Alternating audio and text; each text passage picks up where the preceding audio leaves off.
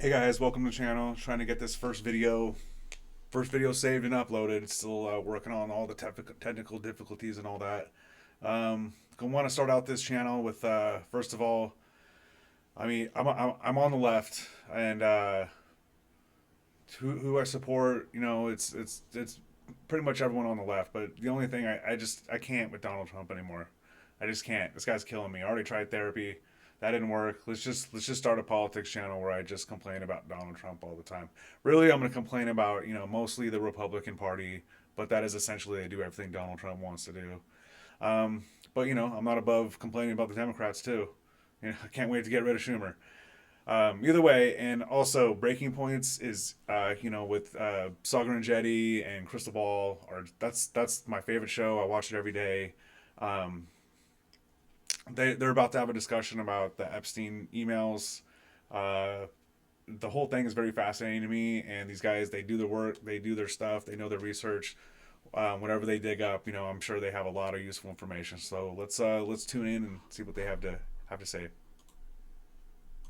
A while. Let's actually get into some of them. Crystal and Emily went into the three big ones that happened yesterday, which you'll recall, but it's actually worth knowing the House Oversight Committee ended up releasing some 22,000 new pages. Now, I want to say at the top, part of the difficulty for people like us is that they have put them out as individual images, not as searchable PDFs. So we have to individually go through all 22,000 files. I mean, it would take weeks, if not months, to actually go and read. I've done my best, and we have collated a lot of stuff here that various researchers. I just want to state for the record that the way that all this Epstein information has come out just little bit by little bit, that makes even the information itself like suspect, and I'm not even sure in which way exactly, but yeah, just the leak of information regarding Epstein has been weird in in itself. Them have flagged, but we want to give you a fulsome taste here of some of the Trump stuff that remains in the emails. Let's put the first one up here on the screen. This is B2, actually, guys. Let's just jump ahead to there. Jeffrey Epstein, this was a June of 2019 email where Epstein says specifically, quote, recall Prince Andrew's accuser came out of Mar-a-Lago. So this is Virginia Giuffre. And this is in a text chain that was with Steve Bannon. So this was from June of 2019, and saying, quote, can't believe nobody is making you the connective tissue. And he says specifically, Prince Andrew and Trump today, too funny. So presumably there was some meeting. There was a that meeting was happening between Prince two. Andrew and Trump that day. Right. So that's what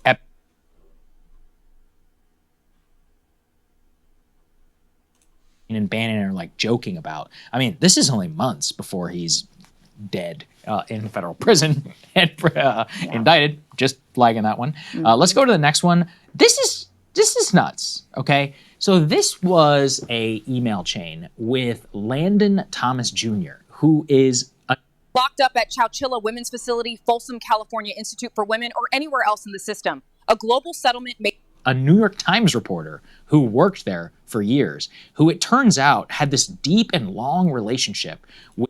That's not gonna work. Gonna have to Jeffrey Epstein, and he's sending him some stuff specifically about the Trump campaign, kind of asking him for some questions here about previous BuzzFeed news articles about Trump and Jeffrey Epstein. And what he says is, my 20-year-old girlfriend in '93, comma, that after 2 years I gave to Donald. So what that shows is, you'll recall, Michael Wolff and others had talked specifically about this girlfriend that they appear to have shared or whatever, who was 20 years old in the year 1993. There were several jokes about that and being depreciated in the birthday book, which you will also recall, just again, to show some of the relationship. Let's go to the next one. This one is in emails with Michael Wolff, the quote-unquote journalist.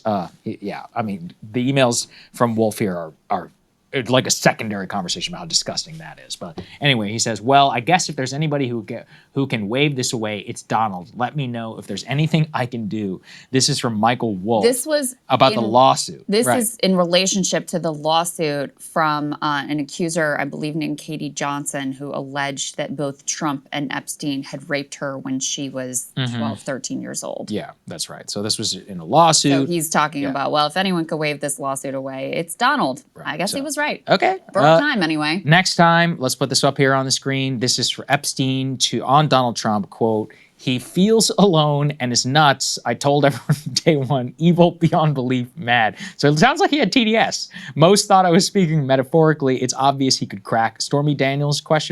Lies after lies. Yeah. Again, Jeffrey Epstein is lecturing you on morality, like what you have gone seriously wrong somewhere in your life. Next one. This is from 2015. Again, Landon Thomas Jr. over Who at I the New think York what That is hilarious. Epstein talking about Trump tanking the global economy back in what was 2015 or 2016. That is hilarious. fired because of Yes, his he was. relationship with Epstein. Right. And so he emails him about the infamous quote, "I've known Jeffrey Epstein for 15 years." And Epstein replies, "Read the UZFeed, Must be BuzzFeed. Ari, airplane logs, Hawaiian contest. Have them ask my houseman about Donald, presumably almost walking through the door, leaving his nose print on the glass as young women were swimming in the pool. He was so focused, it walked straight into the door." Pause on that one for a second, because he's talking about, so they're talking about Trump. Landon Thomas Jr. says, "Now everyone coming to me thinking I have juicy info on you and Trump because of this. The story will never die." And then Epstein replies, "Read the BuzzFeed, read my airplane logs and Hawaiian tropic contest." So some sort of a beauty contest. And then have them ask my houseman about Donald almost walking through and leave as young girls, blah, blah, blah. So anyway, he's gesturing towards like some of the dirt that he would have Right, that was on in a Trump. exchange about that. Okay, so Yeah. that's what. Let's go to the next one. This was about Ghislaine and more. This one was a very weird email from a victim where they say, "I'm at the door. I will wait for my time. I don't want to come early to find Trump in your house." Laughing emoji.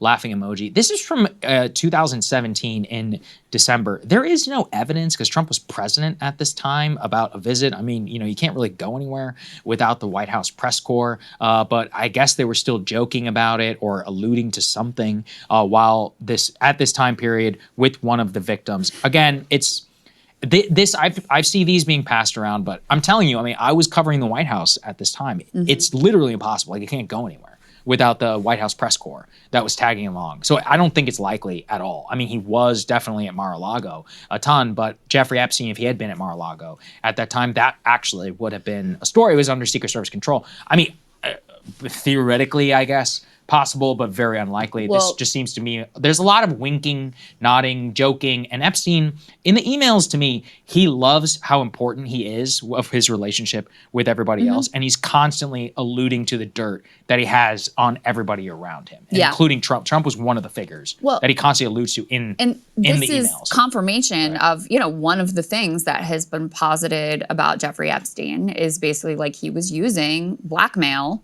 to make money, ingratiate himself with the rich and powerful, keep himself out of trouble. And you can see him using those tactics in this email, saying basically, I've got, I could take down this person. I've got information on that person. And then you also see him having these high-level meetings with, heads of state and leaders from countries around the world. So you really get, Trump included in this, but even separate and apart from Trump, you do see how he really operates and the way that he presents himself in these emails. Back to the question about his connectivity with Trump. What's the year that Trump claims he cut off all contact with Epstein? It was like 2004 or something like that. Early 2000s is when they supposedly. I think that the story about Trump kicking Epstein out of Mar-a-Lago is the biggest bunch of bullshit I've ever heard. No, maybe not ever, but it's bullshit. Actually have some kind of falling out over like this mansion that they both wanted or some sort of real Well, it was estate that thing, and whatever. also Virginia Giuffre being stolen from the Mar-a-Lago. spot. Yeah. Don't believe me. Trump said that. Trump okay? said it, and Epstein, it's like, No, he literally said confirms it in these emails effectively. Yeah. In any case, but we have got to the point where literally anybody can build a fully working app without knowing how to code.